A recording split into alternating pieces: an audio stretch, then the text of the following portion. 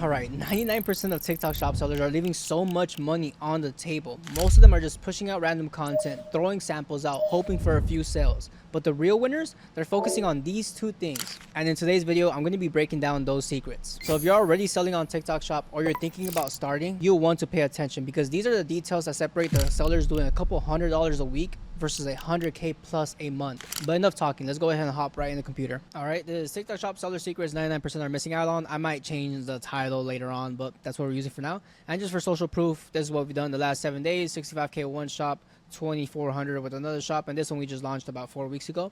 But for secret number one, it's gonna be subscribe and save is a major hack. It is very new to TikTok shop. I believe it launched February of this year, so very new. So a lot of people do not know about it yet, but it's huge and every seller is sleeping on it. It's huge on the Amazon space. Obviously, if you're an Amazon seller, you know how huge it is. And it's huge on Shopify. When you're pushing meta ads, you're depending on that subscription feature, right?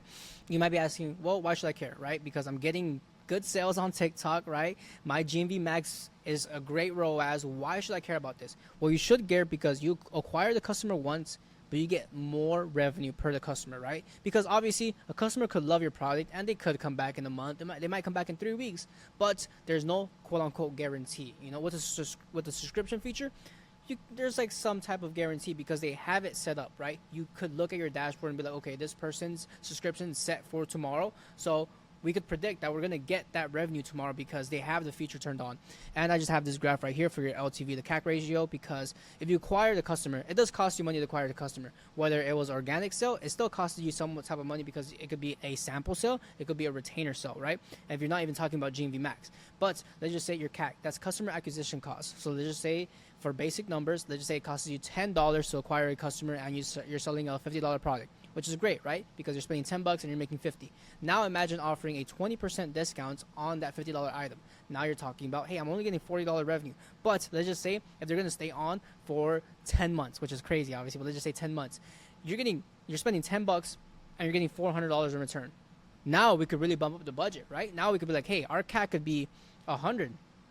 Now, how many customers could you get for $100? Think about that. That's pretty insane, right? Obviously, it's all has to be within your budget, but this is where the fun comes in. And in my opinion, this still hasn't hit TikTok shop sellers. You know, I'm very new to the game. You know, a year in, I'm very new. You know, so I'm still learning about all this LTV stuff because I know a lot of sellers, at least in the meta space, they don't care about being profitable for the very first year because they're depending on the subscriptions and the LTV. I'm not the biggest fan of that, but I do know I'm very profitable first purchase, right? I'm in the green as soon as they buy.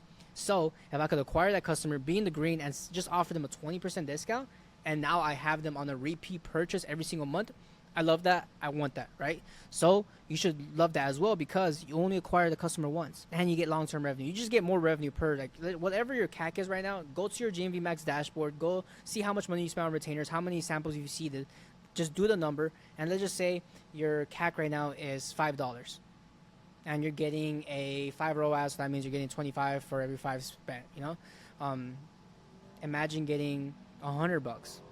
Now you put $5 in, you get 100 out, right? Obviously, it's not for that month, right? But it's longer, it's more revenue.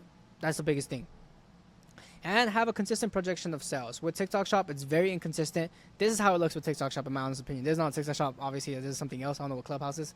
I think this is like just a Google search of something. I just wanted like a big graph. But TikTok Shop is very inconsistent. 1 month you could do 200K. The next month you could do 10 grand, you know?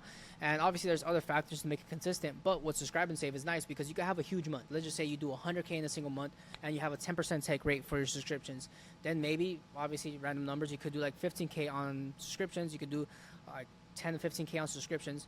That's huge, right? Because that's guaranteed, quote unquote guaranteed, nothing's guaranteed, but quote unquote guaranteed revenue that you will be making that next month, right? Not including any other organic sales, any other ad sales, any other, whether you're doing retainers and stuff like that. That's not including none of that. That's just with subscription. That's why it's great, because your margins will also go up. It doesn't cost you nothing to acquire that customer, right? It only costs you for that first purchase. Not for that second one, not for the third one, not for the fifth one, right? Now you could, like, you know, account it in your LTV to CAC ratio. I honestly don't. I just think about it like, hey, if I'm in the red first purchase, cool. What about the second purchase, right? Especially with TikTok, and that's my next point. It increases your profit margins because you do not pay commissions, right? And obviously this is more geared towards sellers, so I'm sorry if you're an affiliate, but you do not get commissions with subscribe and save.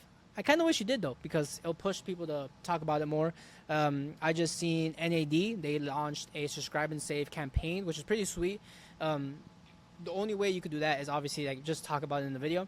So they said you have to talk about the subscription in the video, and like we'll give you like 70% commission. It was insane because I think it was like 50% campaign, then you get 30% commissions with them. It's like 80. It's insane how much they're giving out, but it's because they know how powerful subscribe and save is, right? Because it's powerful on Amazon. I mean, they probably do like $1 million a month with subscribe and saves. I think that's what he posted before, but it's nice because you could give out good commissions so people could push it out, and you're only depending on making sure the customer chooses subscribe and save, right? That's why you got to give a good discount. You know, I honestly do 30%, then 20% on every single order. So 30% on the first one, 20% on every other one.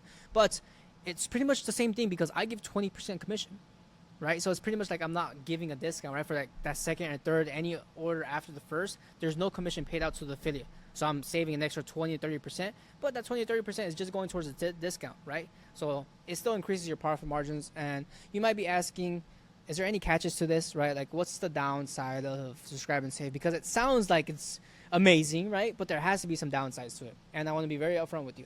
People do abuse it. Be happy with subs and they cancel it, right? Especially if you're offering something crazy like 50% off. I'm not the biggest fan of that. In my opinion, I just think you should lower your retail price, just because if you do 50% off and your like reoccurring one is 10%, so let's just say it's 50% off discount for the first order, then it's 10% for every other order after that. It's gonna make people want to abuse it just because it's so huge discount for the first order, but like every other order after that is just 10%. Like, what the hell? So in my opinion, I would make them relatively close. I always try to keep it as 10%. Is what like my idea is. So let's just say if I want to offer 30% on the first discount, I should try to offer 20 or 25%, to be honest, but 20% minimum for every other order, just because at that point it's very close, so they're less prone to cancel it. That's in my opinion. And take rate is currently low on TikTok. I'm just be honest with you. Mine is currently, I think, 8%. I have friends that are like upwards of 10, 11%. But yeah, it's not huge. But either way, if you get 10 customers, 10% take rate, that's one sub, right? You get 100 customers a day, that's 10 subs. You get 1,000 customers a day, that's 100 subs. And any subs is great. You should be for sure turning this on because it's just a flip of a switch. You just have to decide whether you're going to offer what type of discount, 30, 20, 10, 5%, right? You decide. But the only thing with this is you will be having to offer free shipping on your product. So maybe you don't want to offer free shipping on your product. That's where it gets like a little tricky, because I know some products don't offer free shipping because it does eat into the margins, but I just account for it. Let's just say if you're selling a $20 product and you're not offering free shipping, but if you're giving 20% commission, that's $4, your shipping might be around there, so you should still even out, and it's more like guaranteed revenue. I'm putting quotations just because nothing's guaranteed at the end of the day, but it's just more guaranteed than like not having subs, right? I think that's a factual statement to say. Now we're gonna go to the secret number 2, and this one's huge: building a creator community. I didn't have this one covered, but yeah, this one's very slept on in my opinion, and especially with new brands, right?